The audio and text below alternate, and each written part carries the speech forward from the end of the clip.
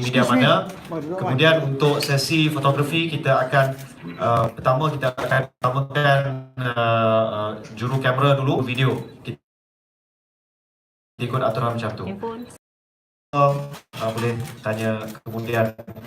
Sekarang saya serahkan kepada Datuk Saifuddin Setiausaha Agong, Parti Keadilan Rakyat di Presiden. Assalamualaikum. Selamat petang rakan-rakan pimpin, rakan-rakan media. Terima kasih.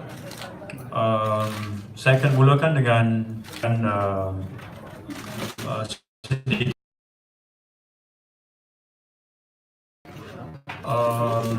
bahawa pada persiapan pilihan raya harapan telah mencapai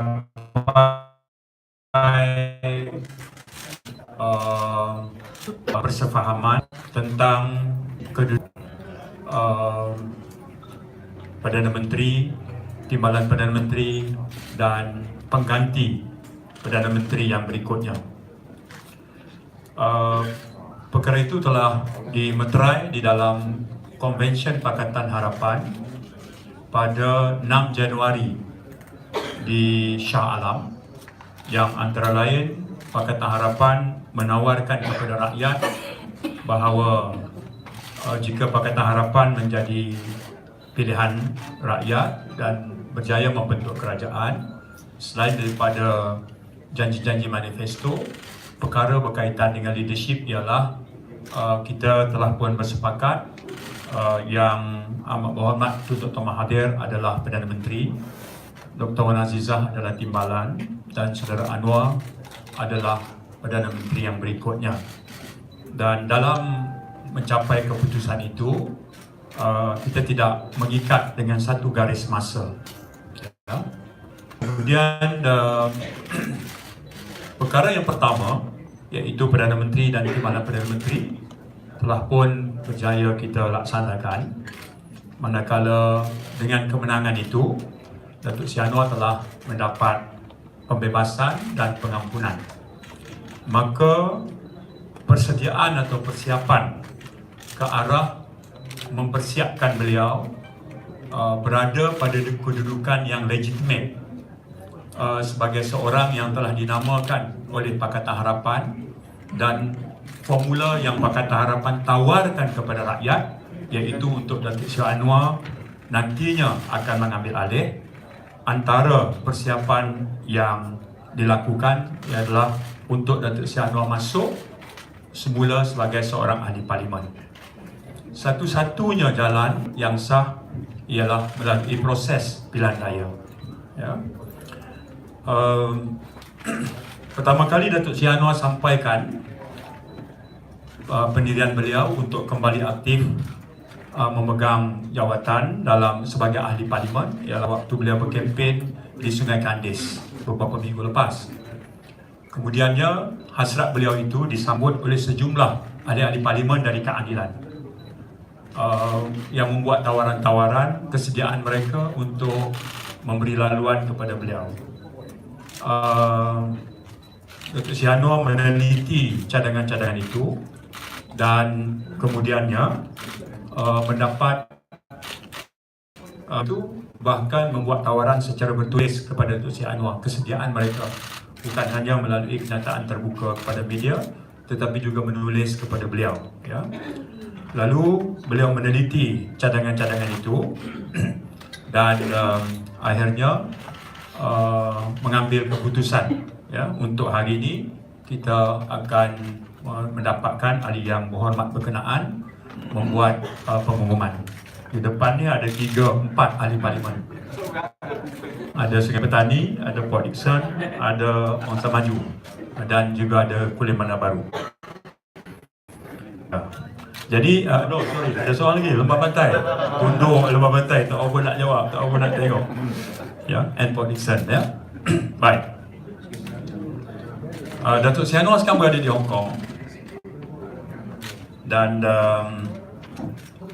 beliau telah menyampaikan beberapa arahan. Pertama, untuk saya memaklum kepada rakan-rakan pimpinan, sila Dr. Xavier, Naib Presiden,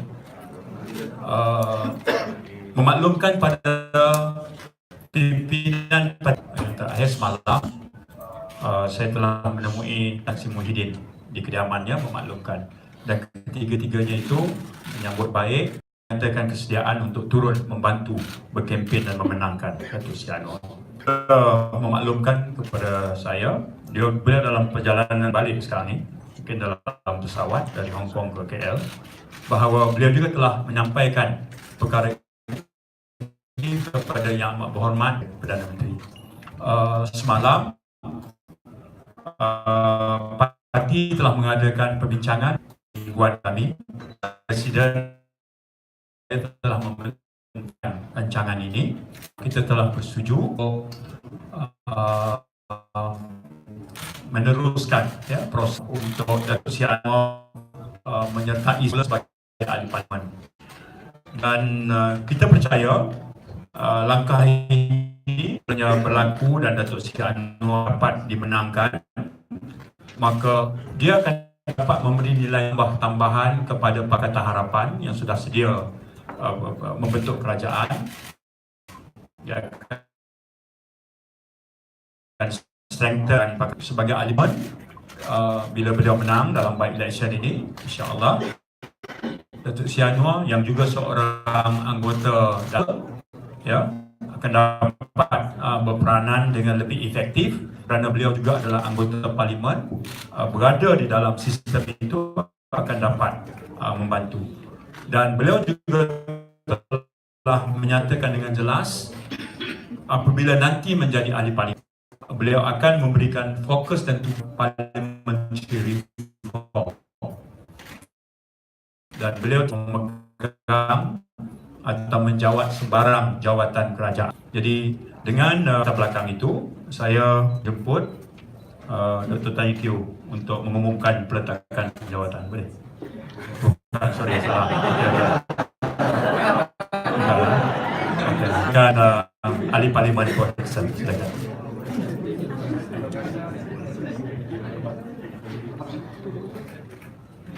Assalamualaikum dan salam sayangi Malaysiaku. Terlebih dahulu saya ingin mengucapkan ribuan terima kasih kepada kawan dan media yang sanggup hadir untuk. I'll be delivering my press statement in English, but the Bahasa version will be ready for distribution once I've finished with my press statement. So those who want to get the Bahasa version, you will have a copy. I became the first term member of Parliament on 9th May 18. This was my first attempt at a public office after having retired as a Rear Admiral from the Royal Malaysian Navy in July 2006.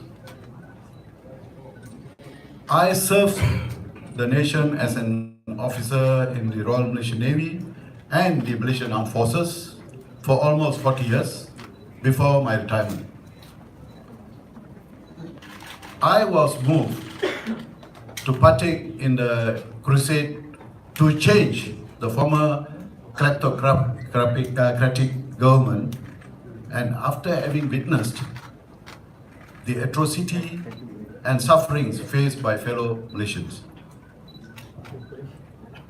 Coming from a rural background, rural and an entrenched military background, it was not easy for me to adapt to a role of a politician. I must thank my good friend, Saudara Rafizi Ramli, for helping me to begin my political escapade in Tambun, Perak, where I first intended to stand as a candidate. Allah has for me. I found by the party president hardly 24 hours before the nomination date for G14. I was requested to stand in Port Dickson and I gladly accepted it. Alhamdulillah, on 9th May 2018, I was elected as a member of Parliament for Portixon P132 with an encouraging majority.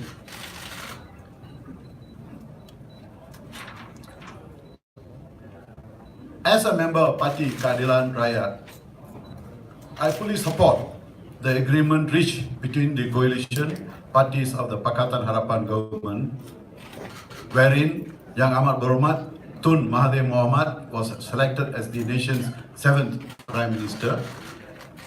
Yang Amat Berhormat Datin Sri Wan Aziza Wan Ismail as the Deputy Prime Minister, and Yang Berbahagia Ibrahim Minister in waiting.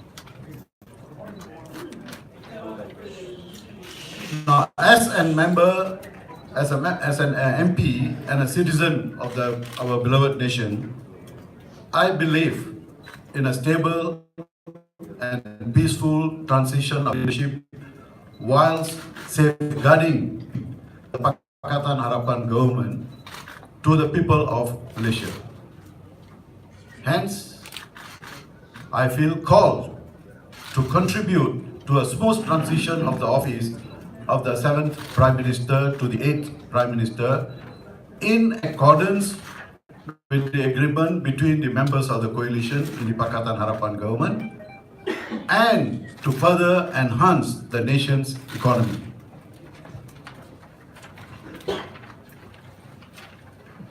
Yang Berbahagia Dato' Sri Anwar Ibrahim, the Prime Minister in waiting, was primarily in the reform movement that changed the political landscape of this nation after 20 years of struggle and tribulation.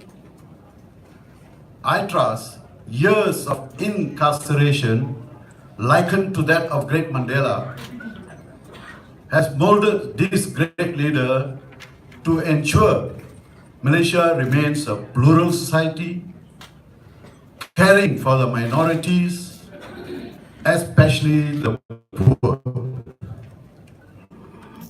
It is time for Yang Berbahagia Dato' Sri to proceed to helm the nation in accordance to the Pakatan Harapan's reformation plan. Accordingly, he needs to first become a member of House of Representatives in the Malaysian Parliament. I wholeheartedly wanted to offer to vacate my seat as an elected member of House of Representatives of Portixon to enable a by-election to be called so that Yang Berbahagia Dato' Sri Anwar Ibrahim could contest for the state parliamentary seat representing Pakatan Harapan. I first discussed my aspiration with my good friend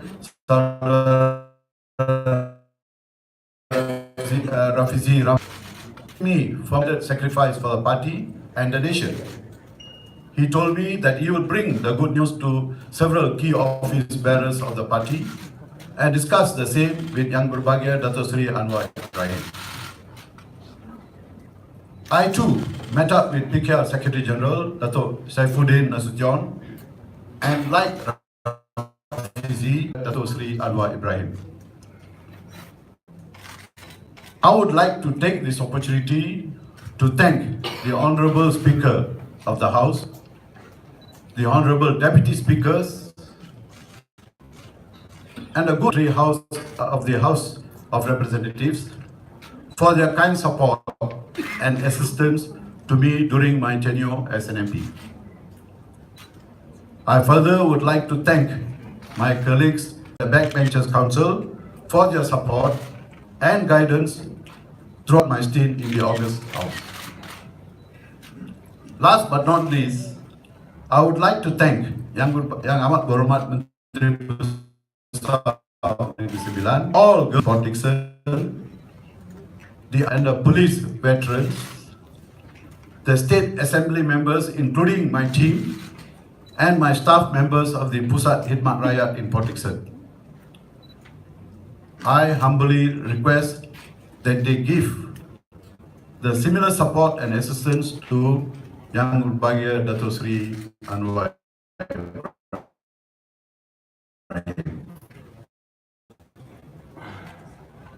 I wish Berbagai Dato Sri Anwar in his sixth prison to palace, to party president, to BD, to Parlimen, and ultimately become the 8th Prime Minister of Malaysia. Thank you. Senior.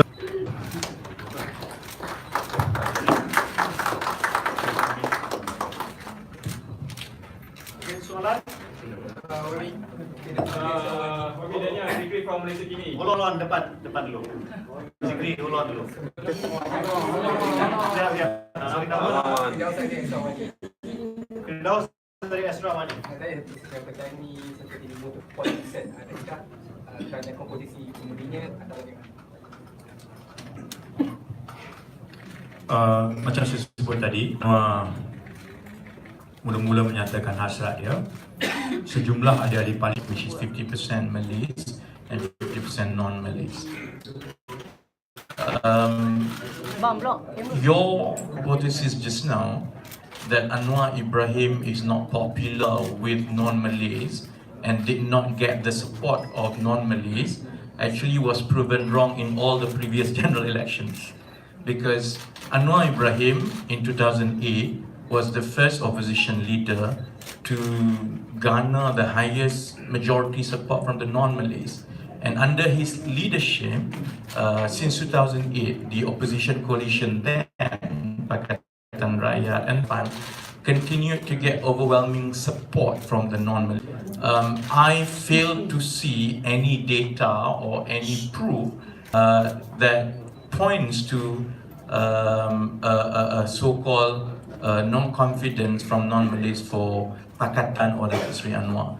The real issue, I think, will be very much whether or not we will have the kind of voters turnout that we want.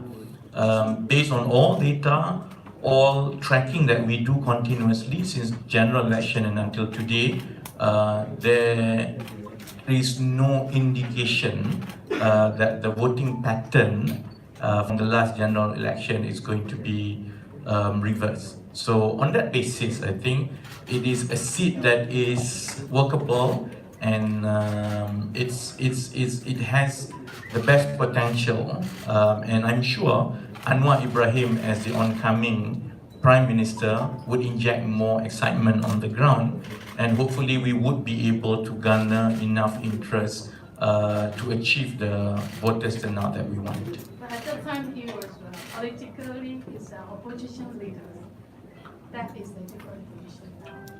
He was ruling the government now. In fact, I think voters in Malaysia have very long memory and have always decided based on track record.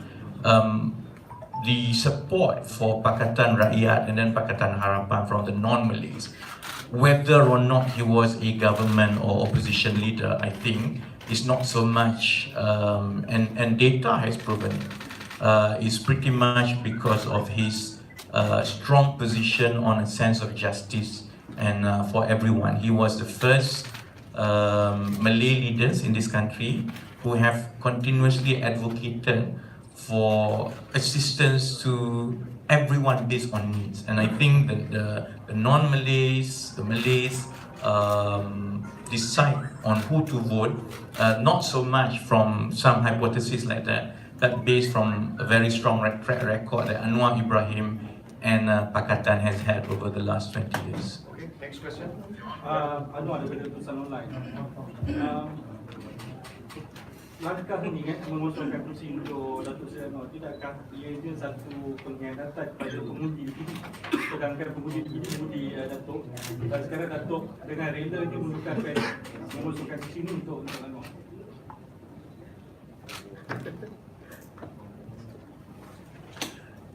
Khianat ni adalah kalau kita curi duit rakyat. Kalau kita ada position, kita kayakan diri. Okay.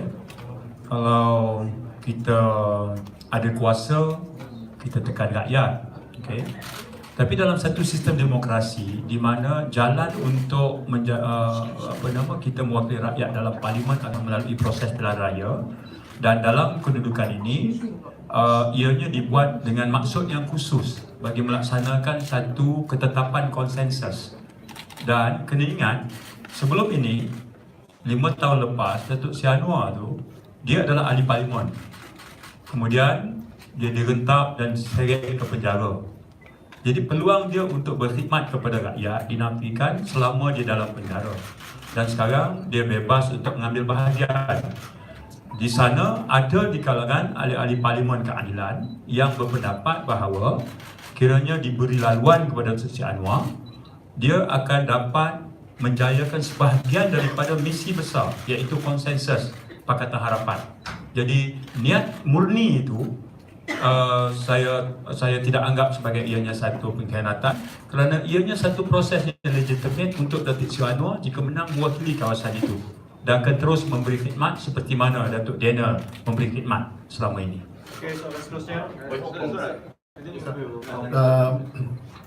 I think I should also explain because I'm the one who came in the scene. The word pengkhianat I think is a bit too strong. I've campaigned on the ground for the last 1.5 years, and having, as I told you in my press statement, I come from a rural area. I've seen poverty. 60 years of independence, I couldn't believe myself that our rural folks are still living in such poverty. Today, when I want to vacate this place, it's not vacating enjoyment. It is purely because I think my own strategy, nothing to do with Pakatan Keadilan or Pakatan Harapan. My own view is, as has been agreed upon by Datuk Seri Anwar, I will continue to serve. He was a bit reluctant initially because I'm an admiral and all that. I said, no, I came to Port Dickson to serve the people, and I will continue serving. What I need from you is your backing. As the Prime Minister in waiting, it will only help me to serve the people better. So I'm not quitting my people. I'm staying on in Port Dickson, and I will be Datuk Seri Anwar's eyes and ears on the ground for him. And I will continue serving the Port Dickson people. I am not quitting them. Okay, that message is very clear to my people in Port Dickson. I have done it over and over. I've already questioned them, and they're all very happy. In fact, they are very elated that the Prime Minister in waiting is going to come to their area. That is the issue. And I feel very happy now that with him backing me, I can do a lot more things for the poor people in Port Dickson than ever in the history of the country. Thank you. So I'll add a bit more. Ini akan jadi isu yang mungkin dimilih yang bahawa mengosongkan kerusi itu adalah satu pengkhianatan. Kita kena tengok mandat. Berkhianat selalunya dikaitkan dengan mandat rakyat. Kita kena tengok kepada mandat rakyat. Apa mandat yang diberikan kepada ahli parlimen dan parti-parti yang menang di peringkat kawasan untuk menjaga kebajikan dan kesejahteraan penduduk dan pengundi di situ, di peringkat parti dan di peringkat nasional untuk memastikan kerajaan sekarang iaitu Pakatan Harapan mengutarakan janji-janji kita tawarkan kepada rakyat dalam pilihan raya. Apabila Datuk Daniel membuat keputusan untuk memberi laluan kepada Datuk Seri Anwar, keputusan itu datang dengan kerelaan beliau untuk terus berkhidmat di bawah walaupun beliau bukan ahli parlimen lagi. Kita juga ada sahabat-sahabat daripada pusat khidmat beliau. Kita ada saudara Kuma, dari bekas tentera kita ada Komando Puan yang telah menyatakan kesediaan bahawa mereka akan terus berkhidmat dengan rakyat. Bukan soal kalau jadi ahli parlimen baru nak berkhidmat atau tidak. On that basis, I think, ask ourselves, if you are an MP, would you be willing to continue to serve your constituency when you are no longer an MP? Banyak ahli parlimen daripada semua yang jadi ahli parlimen pun kadang-kadang tidak berkhidmat dengan baik. So on that basis, I think we have a rare person among us retirement. He only wants to serve. He comes back out of retirement to serve, and he's willingly making way for Datuk Seri, so that Datuk Seri can strengthen Pakatan's government through parliamentary reform. And in that sense, bila kita meneruskan khidmat di bawah dengan rakyat, pada masa yang sama dengan penyertaan Datuk Seri Anwar Ibrahim, kita mengukuhkan reformasi di Parlimen dan mengukuhkan kerajaan. Sebenarnya itulah mandat yang diberi oleh rakyat. Proses ini membenarkan Datuk Seri Anwar Ibrahim bertanding, sebenarnya mengukuhkan lagi mandat kita dan mengangkat mandat yang diberikan oleh rakyat.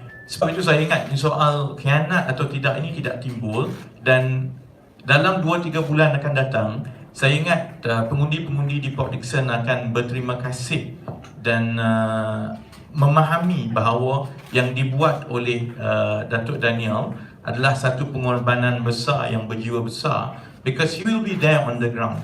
And now on top of that, with the full backing of the Prime Minister in waiting, I think the people of Port Dickson is among the luckiest dari segi service, because you get the Prime Minister in waiting, and at the same time you have the best team to service them on the ground. And I have to point out as well, they are all from ex-servicemen. Kita ada Rear Admiral, kita ada Commander, dan Port Dickson kita ada Major, dan Port Dickson adalah bandar tentera darat. So it's all being planned and it's all being put in place so that we will have the best of teams serving the people, and time will tell, insyaAllah, that the issue of mengkhianati dan sebagainya itu tidak berbangkit. One question is, in Bakal, in last general election, you only got 59% of the popular vote. It's not considered as a safe seat. And with the PAS and UMNO working together, and we have seen that from Seri Setia, the Malay support is going down.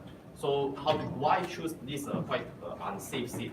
The second question is whether PKR has offered any compensation to offer to Daniel, YB Daniel.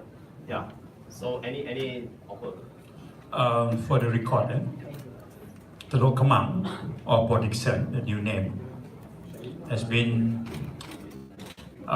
constituency that has been represented by Parti Kuala. Okay, for that we consider that Teluk Kemang or Port Dickson is one of the 7 seats. Okay.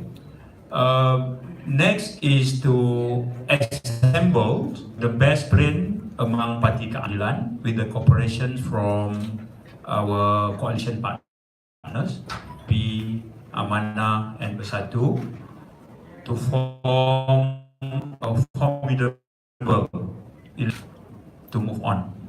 Okay, and the election missionary will be headed by Nurul Izzah as the pengarah JPRP for party.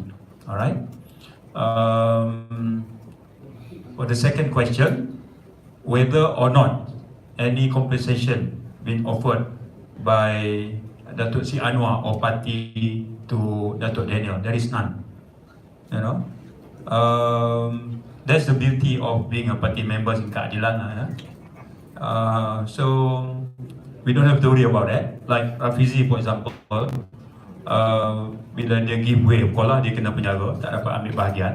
You know, then the President Parti masuk bertanding di Pandan. There is no compensation. He's a poor man now.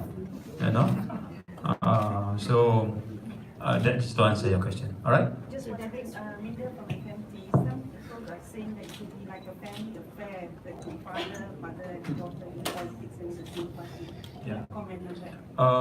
Baik Dr. Wazizah ataupun Nurul Izzah, kedua-duanya telah teruji.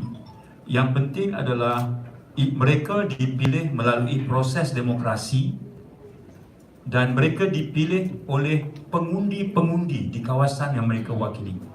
Ya, ianya bukan keadaan Anwar Ibrahim kemudian ada kuasa, okey Dr. Wazizah, you jadi ahli parlimen, Nurul Izzah, you jadi ahli parlimen. No, bukan Anwar yang pilih. Okey. Yang memilih adalah pengundi di Pandan yang memberi kemenangan Dr. Azizah 51,000 majoriti. Dan yang memberi kemenangan kepada Nurul Izzah baik di Lembah Pantai, Dua Penggal maupun di Permatang Pau. Siapa yang mengangkat kedua-dua ini di Parlimen? Undi rakyat melalui proses demokrasi. Okey? Salina daripada TV3. Ya. Datuk, saya nak tanya sebabkan Dewan Rakyat akan bersidang tak lama lagi dan dengar mungkin Datuk Seri Anwar mungkin akan kembali sebelum 15 hari bulan. Adakah teka-teki bahawa PRP akan berlangsung sebelum itu? Urusan yang sedang berlaku sekarang adalah Dr. Daniel mengumumkan mengosongkan kerusi. Surat telah dihantar kepada Speaker Dewan. Kalau ikut prosesnya, Speaker Dewan akan memaklumkan kekosongan itu kepada EC, SPR.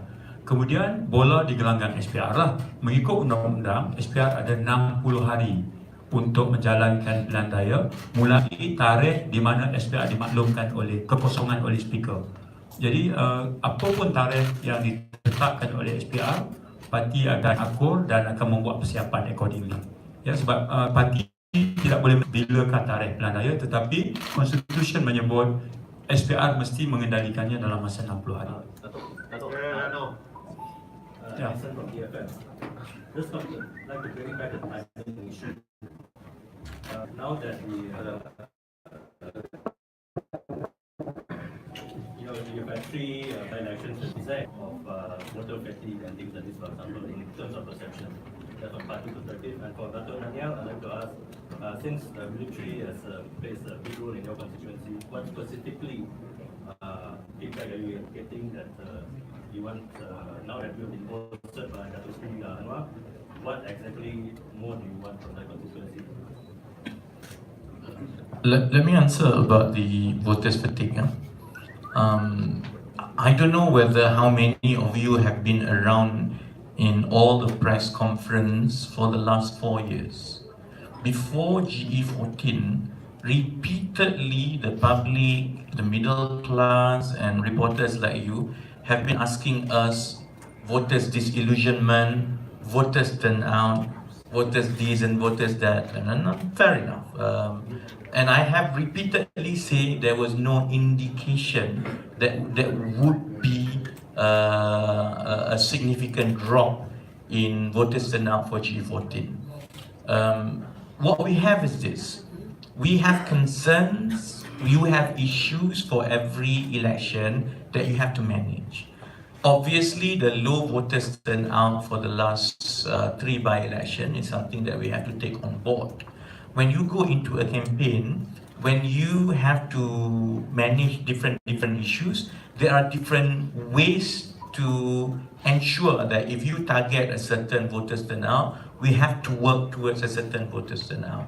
But that should not decide whether or not you with what ultimately is the right decision. So to your question, is there a concern? I think everyone would understand that at this early stage after the last general election, it is understandable problem with voters turnout. Therefore, YB Nurul Izzah, who will be leading the general election, the by-election, obviously would have to pay more attention to focus on mobilization and GOTV to make sure that we get more people to come out. So it's a challenge for us, but we have proven from the last general election, even in the most challenging environment, when all odds were stacked against us, when we had to do what we think is right. The press release in English and Malay will be distributed fully.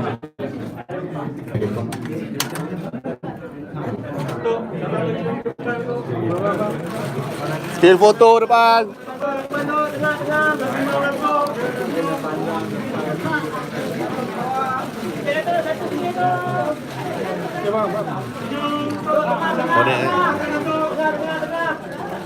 Tengah kau. Tengah Datuk. Betul tak? Tengah. Okey.